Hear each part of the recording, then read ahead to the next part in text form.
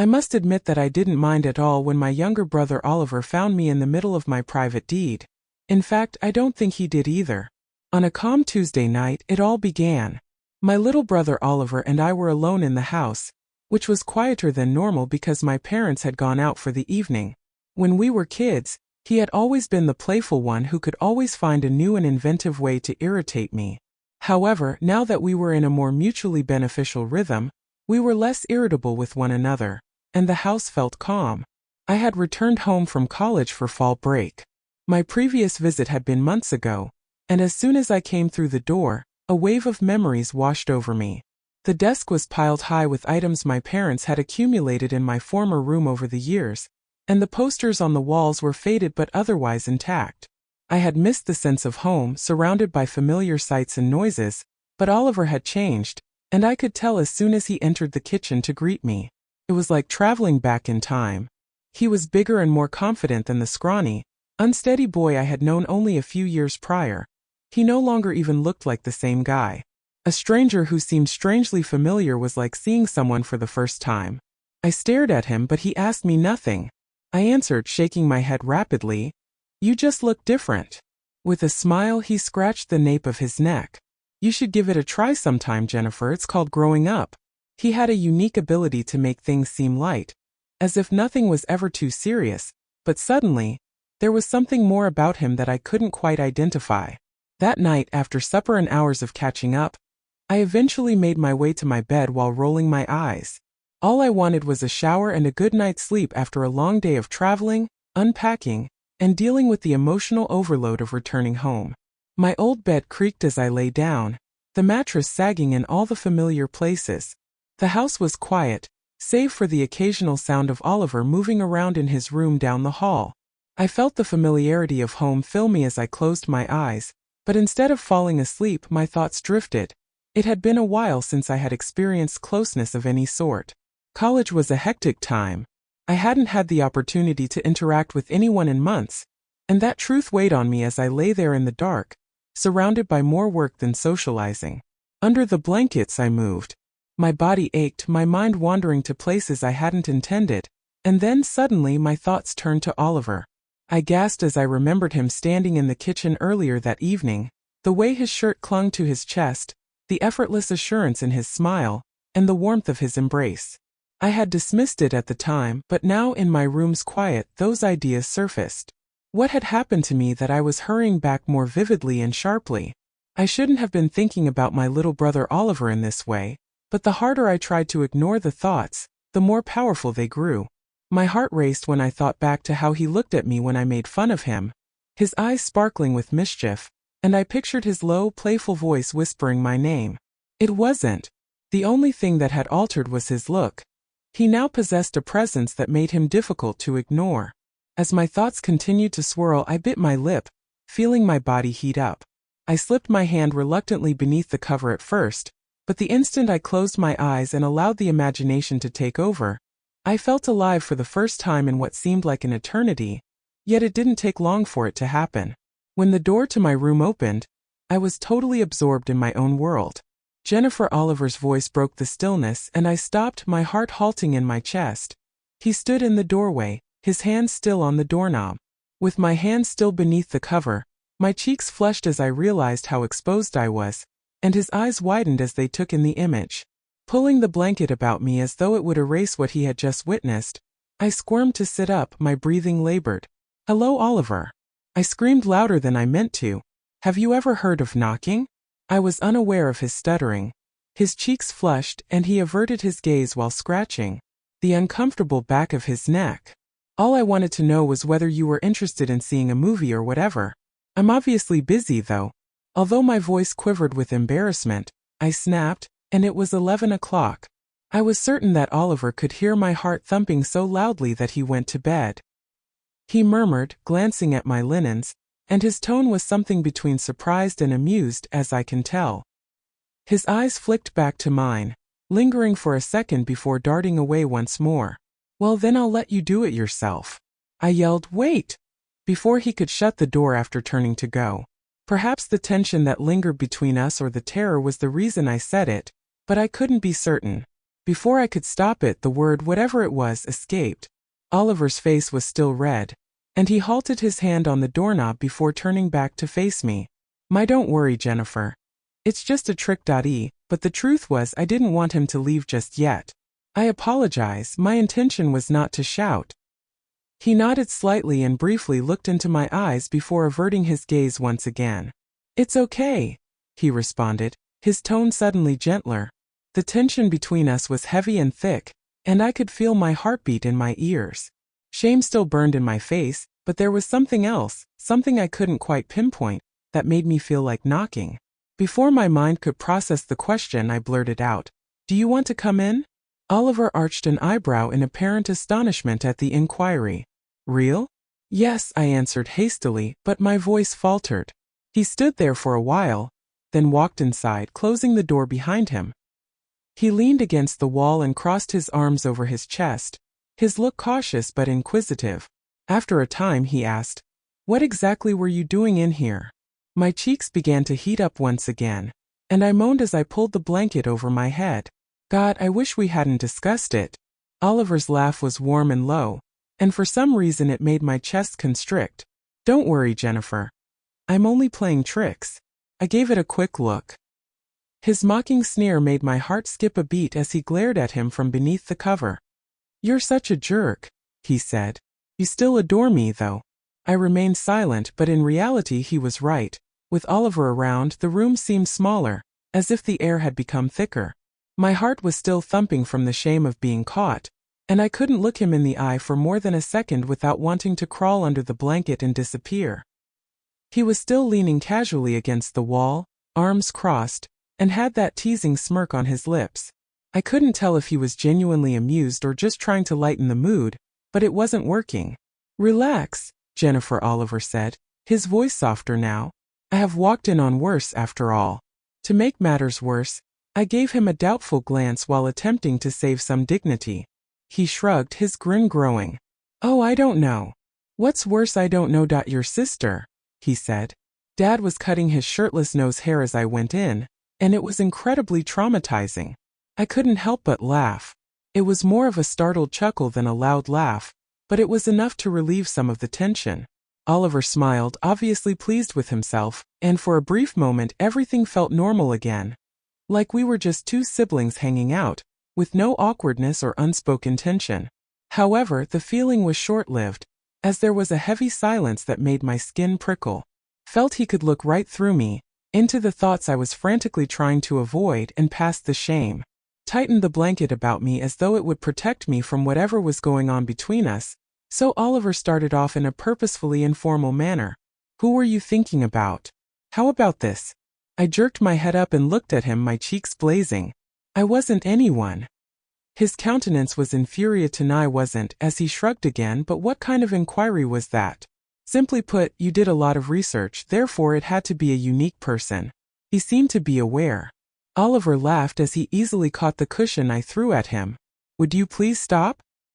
He continued to chuckle while holding up his hands in a mock surrender, but his laughing subsided and his attitude changed to one of seriousness.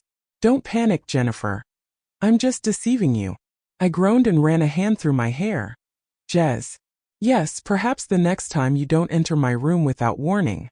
He said, noted, and for a moment neither of us said anything.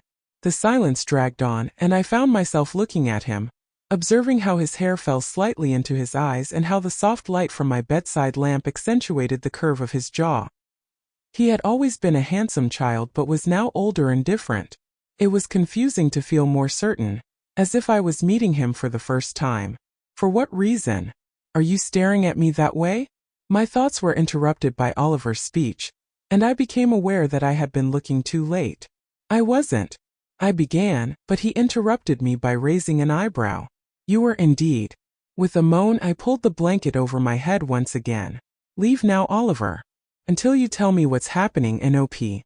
There's nothing going on. I yelled, my voice muffled by the blanket, but even as I said it, I knew it wasn't true.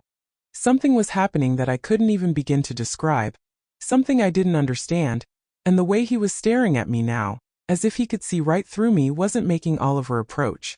Oliver sat on the bed's edge, causing the mattress to buckle under his weight, a sensation that made my heart race. His face was inches from mine as I peered out from beneath the blanket, and his expression was inscrutable. His gaze swept over as if he were attempting to solve a puzzle. "You're acting strange," he murmured softly. I didn't say anything improper, yet my voice lacked conviction. With a gentle yet forceful tone he urged Jennifer, "Come on, talk to me." My chest tightened as I paused. I had no idea how to put what I was feeling into words, or express it without coming out as totally crazy. Even though I was sitting so near to him, he was all I could think about, and I couldn't stop thinking about him.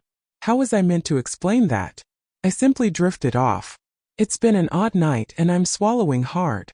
Oliver looked at me strangely, tilting his head. I glanced away, concentrating on the blanket tucked in my lap, hoping he would drop it, but he lingered, unable to respond to the words. Right where he was waiting, his presence was unavoidable, Jennifer remarked.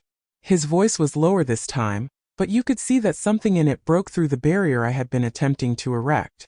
The fact that it was sincere, full of concern, and not mocking or critical made it even more difficult to hold everything within. "I don't know what's wrong with me," I said, hardly raising my voice above a whisper. I said, "I feel like I'm thinking inappropriate things about you." The utterance lingered between the two of us, and my gut twisted. I was shocked that I had really stated it out. I expected him to respond by pulling away, laughing it off, or becoming irate, but he remained exactly where he was, maintaining an inscrutable countenance. "What kind of things?" "What?" he inquired. He said quietly, as though he didn't find it surprising that I had told him this. With my eyes focused on the blanket, I paused, my throat constricted, repeating things I shouldn't be thinking. Why that just happened is beyond me. After a prolonged period of silence during which I could feel my chest constricting with each second that went by, Oliver surprised me by reaching out and placing a light hand on my arm. The contact was delicate, almost tentative, but it still gave me a shock. "Jennifer," he murmured steadily and quietly. "It is all right." As I gazed up at him, my heart was racing. "It's him," still nodding his hand. "Yes, it's okay." The words weighed heavily and meaningfully between us on my arm. Oliver's voice was calm and steady, but my chest constricted from the weight of what he just stated. He stared at me so steadily and confidently that I thought he wasn't just saying it to cheer me up for a long time. Even if I wasn't sure whether I had heard him correctly, if he truly meant it, or if he was simply trying to make things less awkward between us. We were silent but not uncomfortable. It was as if we were each waiting for the other to say something that would ease the tension or advance the conversation. With a trembling voice I began, "Oliver, what's wrong with me is unknown to me." With a little twist of his head, he kept his eyes fixed on mine. "What makes you believe that something is amiss?" I blurted out the words before I could stop them. "With you, because this isn't normal. You are my younger sibling. You are family to me." "I must not stop him," interrupted, his hand moving from my arm to my shoulder and giving me a small squeeze. His voice was stern but soft. "Don't do that. Don't give the impression that you're broken or something you're not." I paused, taken aback by his remarks, but he interrupted me once again, saying, "Jennifer, you're not a freak. You're just feeling something, and that's okay." "Does it?" My voice was no more than a whisper when I inquired, as I didn't feel well. "Doesn't it feel strange? From where I'm sitting, it appears like you're punishing yourself for something that is beyond your control, and to be honest, I don't believe you should," he retorted, his eyes narrowing a little. I gazed at him while my heart raced in response to his gaze. The way he spoke to me made me feel as though he wasn't only attempting to console me. There was more going on. I couldn't pinpoint the source of the pain in my chest. "You're stressing out, but why?" With a quivering voice, I inquired about this. "You ought to be going crazy." He shrugged slightly. A little with a quivering voice, I asked, "Oliver, perhaps my ability to maintain composure is simply superior to yours." Again interrupting me, he added, "Do you trust me, Jennifer?" The question took me aback. "You have my trust, of course. Don't worry, this doesn't have to be a huge deal," he replied quietly. Simply said. His words made my chest tighten, and I felt a chill go down my spine. No one else has to know. No one else has to understand. It's just you and me. It seemed so straightforward because it was so serene and certain, but it was actually rather complex. and untidy and frightening, but the way he was staring at me and the way his hand was on my shoulder gave me the impression that it may not be Oliver. I replied, my voice barely audible. What are you? I care about you, and if this is something you're feeling, then maybe I feel it too, he said steadily, adding, I'm saying I don't care if it's normal or not. My breath froze in my throat as I looked at him, wondering whether he was serious. Did he say what I believed him to be saying? I couldn't think of anything to say. My heart was beating so loudly that I could hardly hear anything else before I stopped myself, and I had no idea what to do. I extended my hand and then touched his. He didn't back down. Instead, his fingers curled around mine, his touch solid and warm. The small action brought me a sense of comfort, but it also brought with it something deeper that I didn't want to describe. I don't know. How should I proceed? I confessed, my voice faltering. Perhaps we don't need to know. Perhaps we can simply work it out together. I don't even know what this is to me, he remarked in a quiet voice. My eyes stung and my chest hurt from what he said. Didn't understand why I was feeling so strongly or why his comments had such an impact on me, but they did. For a little period, I saw that his hand was fine and slowly nodded. Unspoken understanding filled the quiet between us as we sat there with our hands intertwined, neither of us moving. The world seemed to have vanished, leaving only the two of us in this moment that seemed both inevitable and impossible. I leaned in before I could think too much about it. I could feel the little quiver in his palm as he clutched mine, and his lips were warm.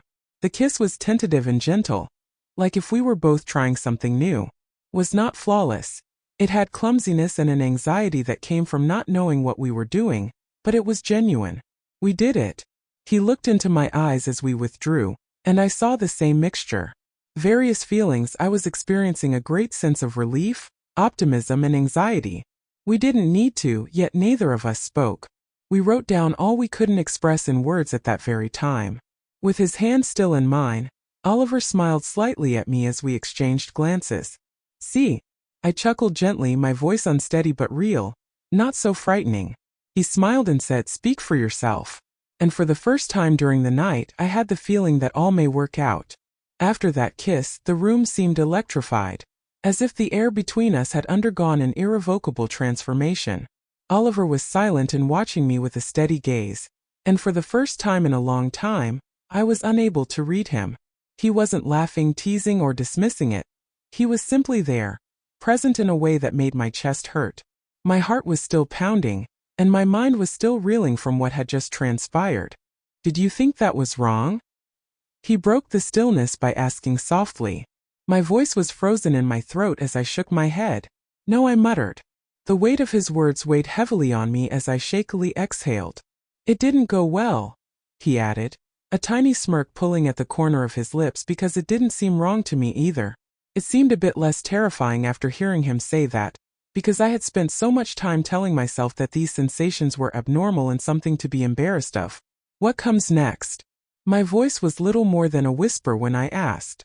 Oliver shrugged, his smile softening and becoming more exposed.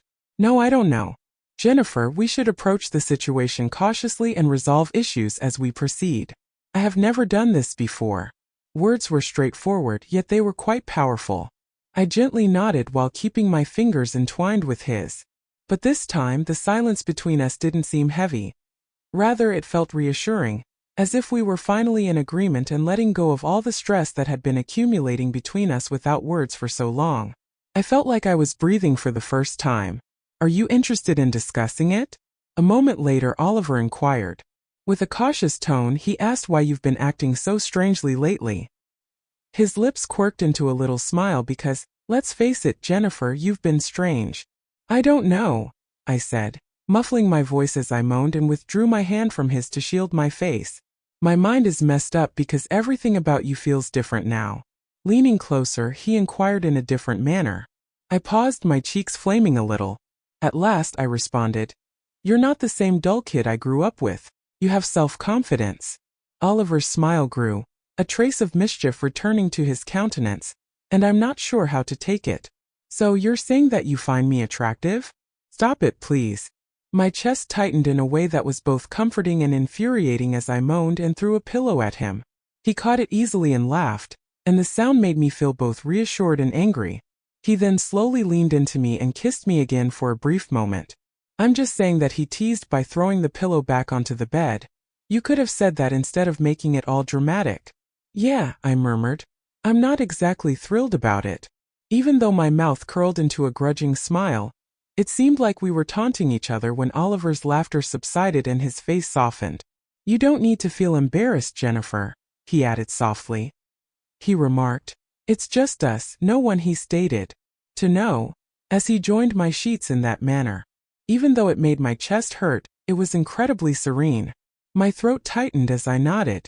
Yes, I answered quietly. He lay beside me now, and he had witnessed everything, yet it was just the two of us as I said it.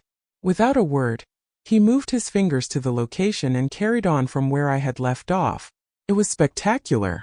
I had never had this kind of feeling before. During his busy time, I lost control and requested him to go beyond, which he did. We will simply state that the evening was one of the most peculiar of my life when he concluded and we both retired. I won't go into specifics. We both seemed to be aware of what had just transpired. It felt terrible in one sense, but it felt like the finest thing I've ever experienced in another. The rest of the night flew by. Something had changed between us.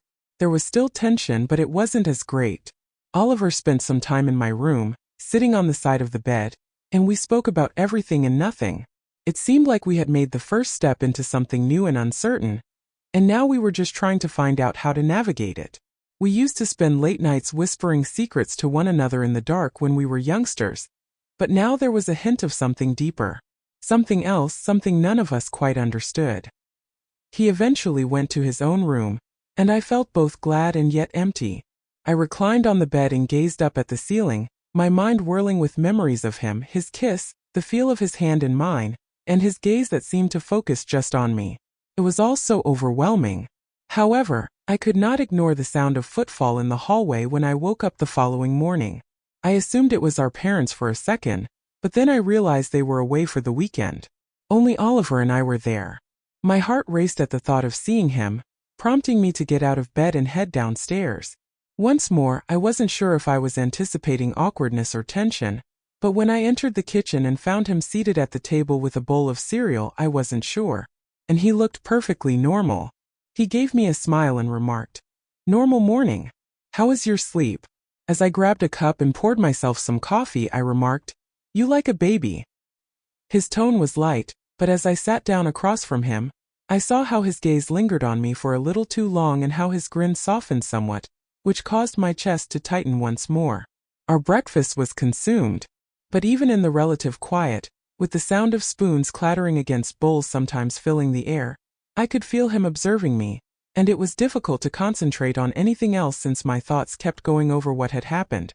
The way he'd whispered, "Just us, Jennifer," abruptly breaking the stillness, had me look up, my pulse pounding at the gravity of his tone the night before the kiss. "How are you?" "Yeah," I said quickly, though my voice wavered. "How come I wouldn't be? Last night was a lot, and I just wanted to make sure you're not stressing out." So he cocked his head and studied me. Even though my cheeks burned, I said, "I'm fine." His head nodded. He wasn't convinced, though, as I could tell. "According to you, the remainder of the day went by without incident, but the tension between us persisted under the surface.